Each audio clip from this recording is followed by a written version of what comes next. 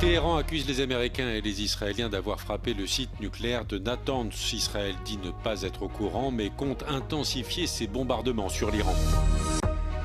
Après avoir bloqué le prêt de 90 milliards d'euros pour l'Ukraine, le Premier ministre hongrois Viktor Orban a laissé entendre qu'il pourrait prendre de nouvelles mesures contre Kiev. Au moment où Donald Trump assure que les États-Unis sont sur le point d'atteindre leurs objectifs en Iran, Téhéran accuse les Américains et les Israéliens d'avoir frappé le site nucléaire de Natanz. Israël dit ne pas être au courant de cette frappe et le directeur de l'Agence internationale pour l'énergie atomique appelle à la retenue militaire afin d'éviter tout risque d'accident nucléaire.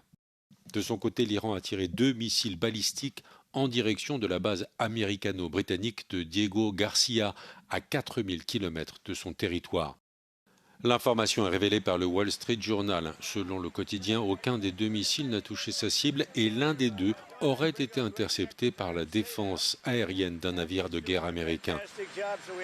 Le tir des 2 missiles balistiques démontre néanmoins la capacité de l'Iran à frapper bien au-delà de la région du Golfe Persique où Donald Trump déploie des troupes supplémentaires. La perspective d'un cessez-le-feu ne semble pas à l'ordre du jour et Israël prévient que Tsahal va intensifier ses frappes sur l'Iran.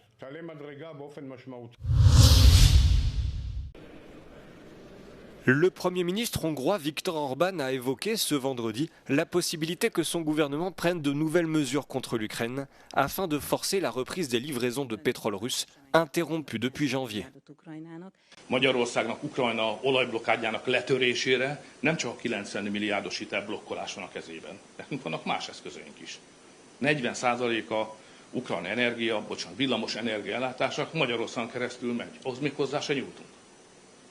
Folyamatosan új szankciós csomagokat akarnak bevezetni, az egyhangúságot igényel. Majd nem adjuk meg. Hasonlóképpen a következő 7 éves költségvetésben Ukrajnának pénzt akarnak adni. Majd nem hagyjuk jó. Azt akarom mondani, hogy rengeteg kártya van a kezünkben. Tehát szerintem nem érdemes kötözködni Magyarországon.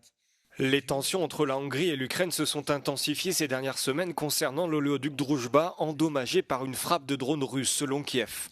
Viktor Orban accuse de son côté l'Ukraine d'avoir délibérément saboté l'oléoduc afin de provoquer une crise énergétique à l'approche des législatives hongroises d'avril qui s'annoncent plus serrées que jamais. Le Premier ministre hongrois a également menacé d'opposer son veto au prochain budget de l'UE si une aide financière pour Kiev était prévue. La veille, il avait de nouveau bloqué le prêt de 90 milliards d'euros promis à l'Ukraine, une décision qui a provoqué l'ire des dirigeants de l'UE qui ont dénoncé un comportement inacceptable. Le méthanier russe à la dérive est entré dans la zone de recherche et de sauvetage de la Libye. L'Italie indique avoir proposé son aide aux autorités libyennes face au danger que représente le navire. L'Arctic Métagaz transporte dans ses soutes des centaines de tonnes de fioul lourd, de gasoil et de gaz naturel. Les 30 membres d'équipage ont évacué le navire début mars.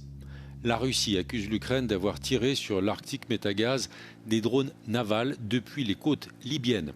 La protection civile italienne assure n'avoir relevé aucun signe de dispersion d'hydrocarbures, mais met en garde contre le risque d'explosion. Le méthanier est parti de Mourmansk avec une cargaison de gaz naturel liquéfié à destination de Port Saïd en Égypte. Le navire fait partie de la flotte fantôme russe qui transporte du gaz et du pétrole en violation des sanctions liées à la guerre en Ukraine.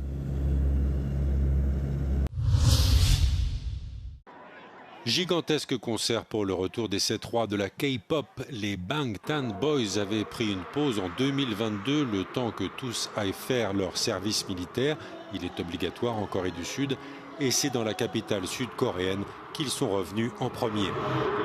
Les fans ne les ont pas oubliés. Séoul avait déployé 15 000 policiers pour encadrer le concert géant retransmis en direct dans 190 pays. C'était la première performance pour lancer une tournée mondiale de 82 dates, dont 2 en France pour le phénomène BTS. Le groupe s'est formé en 2010 et au sommet de leur gloire, les rois de la K-pop étaient parmi les artistes les plus écoutés sur Spotify, aux côtés de Taylor Swift ou Justin Bieber. Le nouvel album des Bangtan Boys vient de sortir. Il s'est vendu à 4 millions d'exemplaires dès les premiers jours et bat déjà des records en streaming.